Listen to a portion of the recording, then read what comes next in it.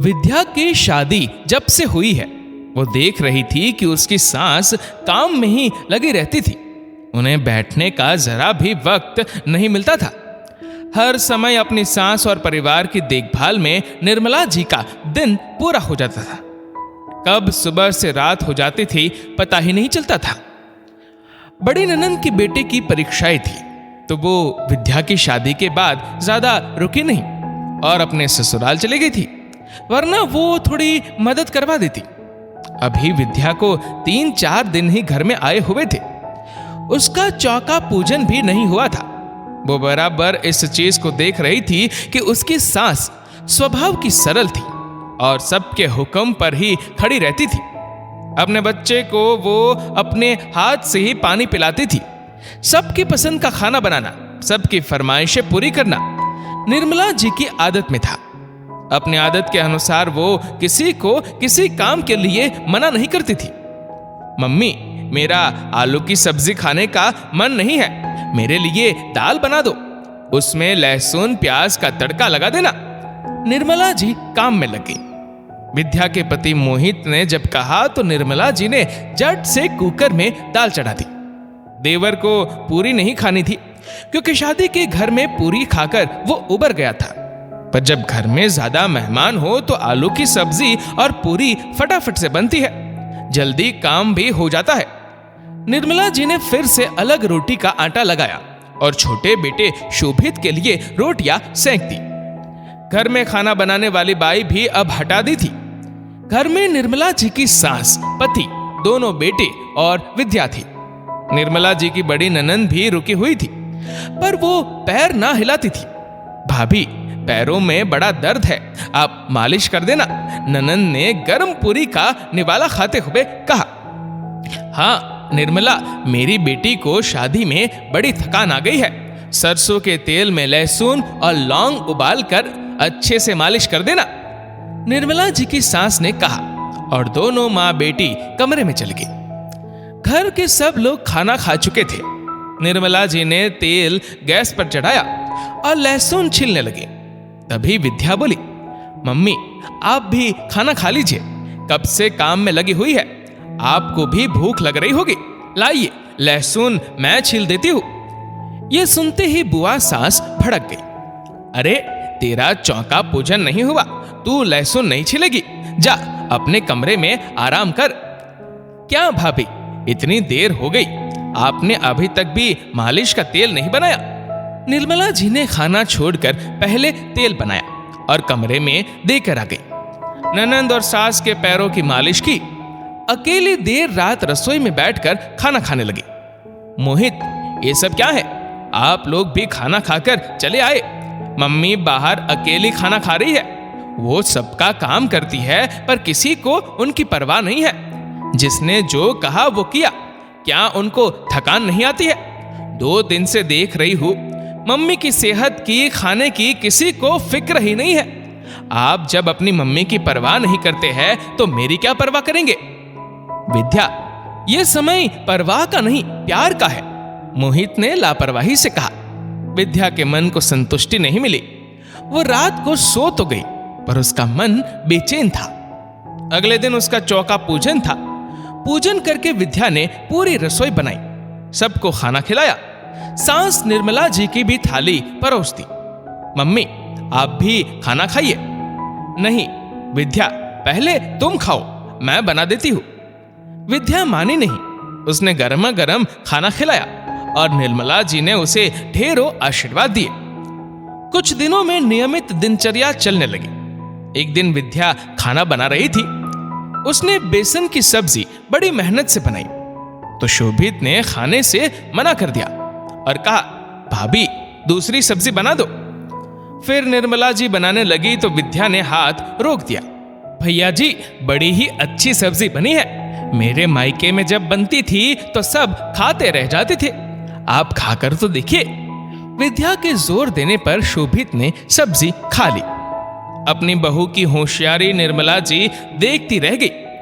हर समय नखरे करने वाले बेटे को भी सब्जी खिला दी। एक दिन दोपहर को विद्या ने ढेर सारा लहसुन छील लिया और उसका तेल उबाल कर रख दिया।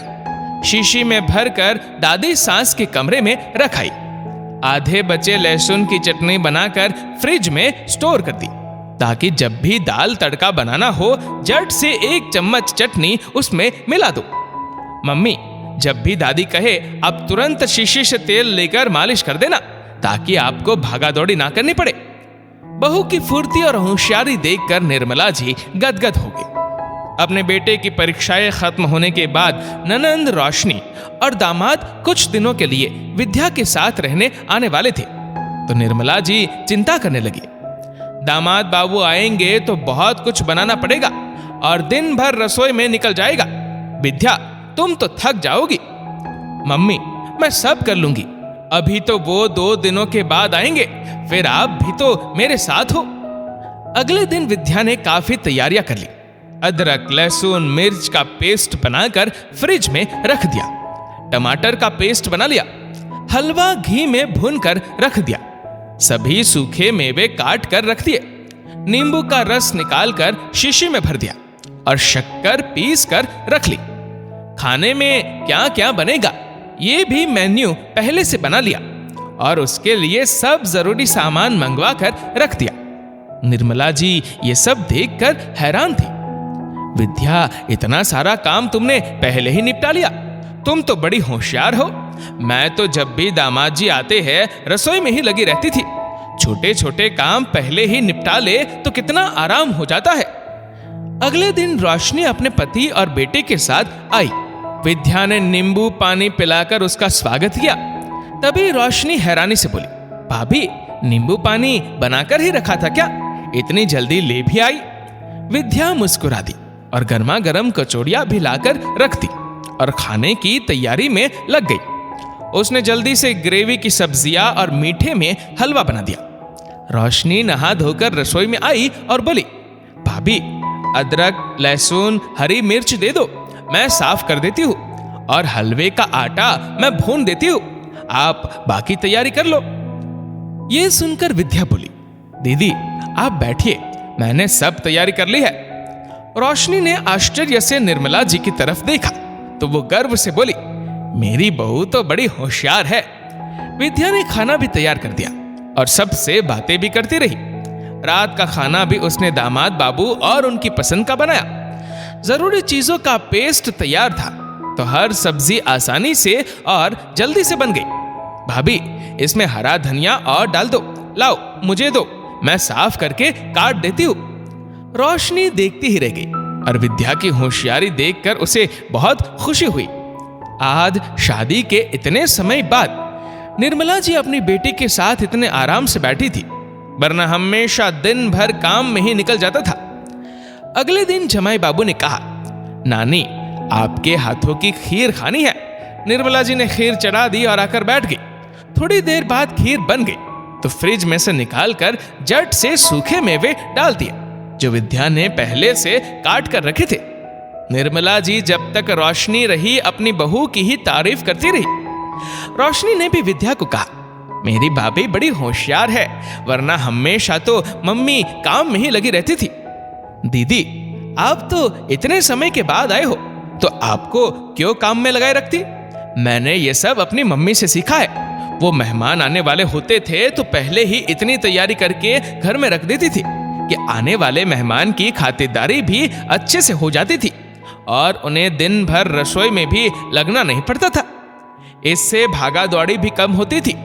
मम्मी से यह भी सीखा कि घर के सदस्यों के लिए जब एक गृहिणी सामंजस्य स्थापित करके चल सकती है तो घर के सदस्य का भी फर्ज बनता है कि वो भी सामंजस्य करे।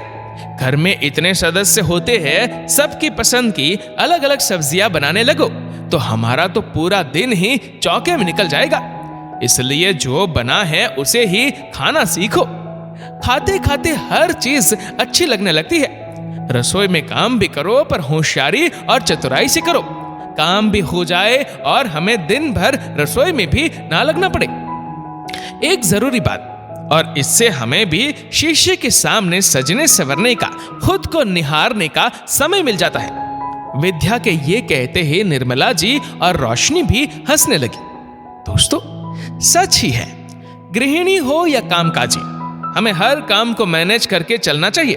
ताकि हमारे भी समय की बचत हो और हमें अपने लिए भी वक्त मिले। इस वीडियो को लेकर आपकी क्या राय है, नीचे कमेंट करके जरूर बताइएगा। और अगर आपका वीडियो अच्छा लगा हो तो इस वीडियो को लाइक करिएगा, शेयर करिएगा ज्यादा से ज्यादा लोगों तक, और ऐसे ही और भी इंस्पिरेशनल वीडियोस के लिए सब्सक्राइब करें हमारे यूट्यूब चैनल को और फेसबुक पर फॉलो करें हमारे पेज को। धन्यवाद।